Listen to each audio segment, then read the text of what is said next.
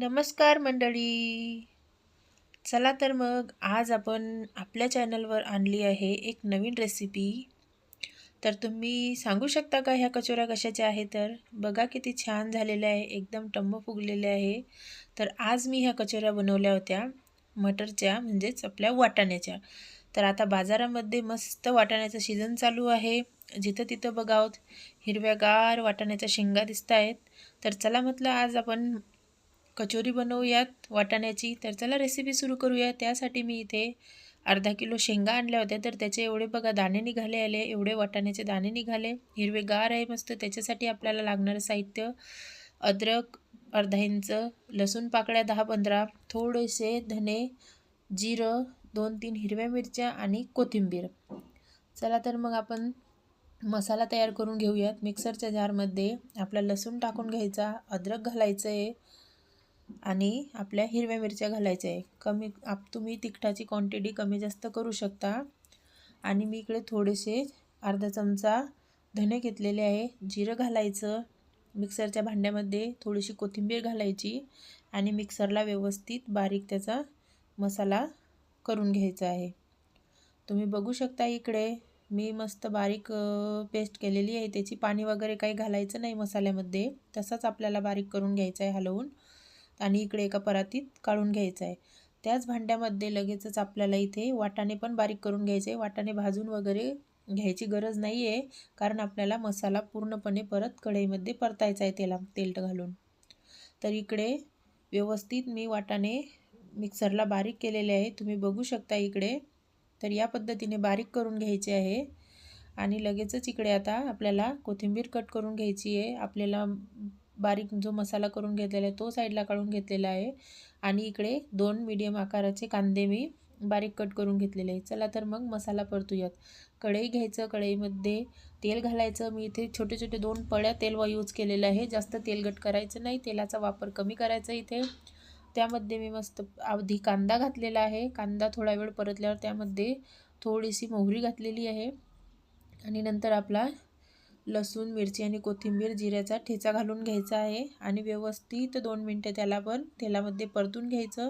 चिमूटभर मीठ घालायचं, म्हणजे मसाला आपला चवदार बनतो. तर या व्हिडिओमध्ये दाखवल्याप्रमाणे तुम्ही व्यवस्थित करा.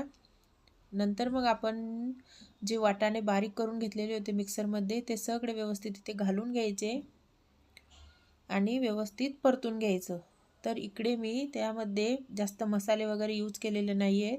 फक्त 1-2 मसाले घातलेले आहे. त्यामध्ये थोडीशी हळद पावडर घातलेली आहे आणि थोडासा इथे मी छोले मसाला घातलेला आहे. त्याच्यानं काय होते, आपल्या मसाल्याला खूपच भारी टेस्ट लागते. आणि थोडंसं आपलं चवीपुरतं मीठ घालायचं आणि व्यवस्थित मसाला परतून घ्यायचा. हो, आणि इथे एक सिक्रेट वस्तू घालायची, जे आहे 2-3 चमचे बेसन. काय होते, आपला मसाला त्याच्यामुळे बेसनामुळे कोरडा होतो. तो एका ठिकाणी कचोरीमध्ये जाऊन बसत नाही, सगळीकडे पसरतो. आणि वरून थोडीशी हिरवीगार मस्त कोथिंबीर कट करून घालायची आणि मसाला आपला इकडे रेडी आहे. तुम्ही बघू शकता कसला भारी झालेला आहे. आणि लगेचच एका परातीमध्ये तो काढून घ्यायचा थंड होण्यासाठी, कारण मसाला आपल्याला व्यवस्थित थंड करून घ्यायचा आहे आणि पसरवून घ्यायचा आहे. तुम्ही बघू शकता मी इथं प्लेटमध्ये काढून घेतलेला आहे. आता त्याला मी साईडला ठेवून देते. चला तर मग आपण इथे पीठ भिजवून घेऊयात. आज मी इथे मैद्याच्या कचोऱ्या बनवते. तुम्ही मैद्याऐवजी गव्हाचं पीठसुद्धा यूज करू शकता. आणि मी इथे 1 वाटी मैदा यूज केलेला आहे. मैदा व्यवस्थित गाळून घ्यायचा.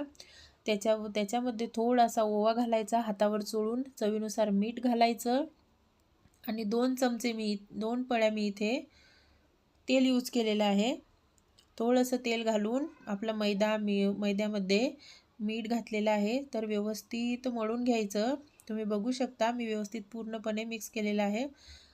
आणि थोडं थोडं पाणी घालून आपल्याला पीठ असं भिजवून घ्यायचं आहे. एकदमच पाणी घालायचं नाही. तर तुम्ही बघू शकता व्हिडिओमध्ये असा मऊसूत मी गोळा करून घेतलेला आहे आणि त्याला 10 मिनिटे रेस्टला ठेवलेलं आहे. 10 मिनिटानंतर मी त्याला परत थोडंसं चोळून घेतलेलं आहे. तुम्ही इकडे बघू शकता मी इकडे त्याला व्यवस्थित चोळून घेतलेलं आहे, परत सेट करून घेतलेलं आहे. आणि आता थोडेसे आपल्याला आपले पेढे कसे असतात त्याप्रमाणे उंडा घ्यायचा आहे आणि हातावर व्यवस्थित त्याला मऊ करून घ्यायचा आहे. इकडे मसालासुद्धा आपला आता मोकळा झालेला आहे, थंडासुद्धा झालेला आहे. तर चला मग कोरड्या पिठात आपला उंडा बुडवायचा आणि ज्या पद्धतीने आपण मोदक बनवतो त्या पद्धतीने त्याची पुरी बनवून घ्यायची आहे. व्हिडिओमध्ये दाखवल्याप्रमाणे तुम्ही करा, नक्कीच तुम्हाला जमतेल. एकदम सोपी आणि साधी पद्धत आहे आपली आणि हाताच्या साहाय्याने त्याला बोटाच्या साहाय्याने व्यवस्थित दाबून घ्यायचं आहे. तर व्हिडिओमध्ये दाखवल्याप्रमाणे आपण मोदकाचा शेप कसा देतो तसा द्यायचा आणि व्यवस्थित हाताच्या साहाय्याने पुरी दाबून घ्यायची. जास्त दाब द्यायचा नाही, कारण मग ती एका ठिकाणीच अशी वळ्यासारखी बसून जाते. त्याच्यामध्ये हवा राहिली पाहिजे. जशी जशी आपण पुरी तळतो तसं ते हवेमुळे फुगत जाते. तर मी इकडे सगळ्या कचोऱ्या रेडी करून घेतलेल्या आहे. आता आपल्याला फ्राय करायच्या आहेत कचोऱ्या. त्याच्यासाठी आपल्याला कढईमध्ये तेल घालायचं आहे. तेल चांगलं गरम होऊ द्यायचं. आधी गॅस मोठाच राहू द्यायचा. नंतर आपण जेव्हा कचोऱ्या थोड्या तळायला आल्या की मग थोडा गॅस कमी करायचा मीडियम फ्लोवर. तर तुम्ही बघू शकता व्हिडिओमध्ये. तर मी अशा 3-4 कचोऱ्या अशा घातलेल्या आहे आणि जशा आपण आता कचोऱ्या तळू तशा कचोऱ्या टम्म फुगून वरती येतात. त्यांच्या मनानंच येतात त्या. तर जसं व्हिडिओमध्ये दाखवलं आहे तसंच तुम्ही करा. खूपच छान लागतात, एकदम क्रिस्पी बनतात. गोल्डन ब्राऊन सोनेरी कलर येईपर्यंत आपल्याला त्यांना तळून घ्यायचे आहे. तुम्ही बघू शकता की कसला भारी कलर आलेला आहे आणि इकडे एका पेपरवर मी काढून घेतलेले आहे. आता तसं करून मी सगळ्या कचोऱ्या इकडे तळून घेतलेल्या आहे. तुम्ही बघू शकता व्हिडिओमध्ये. जास्त कचोऱ्या टाकायचं नाही, कारण मग तेल थंड होऊन जाते आणि मग कचोऱ्यामध्ये कचोऱ्या तेल पिऊन घेतात. मग तसं नाही करायचं.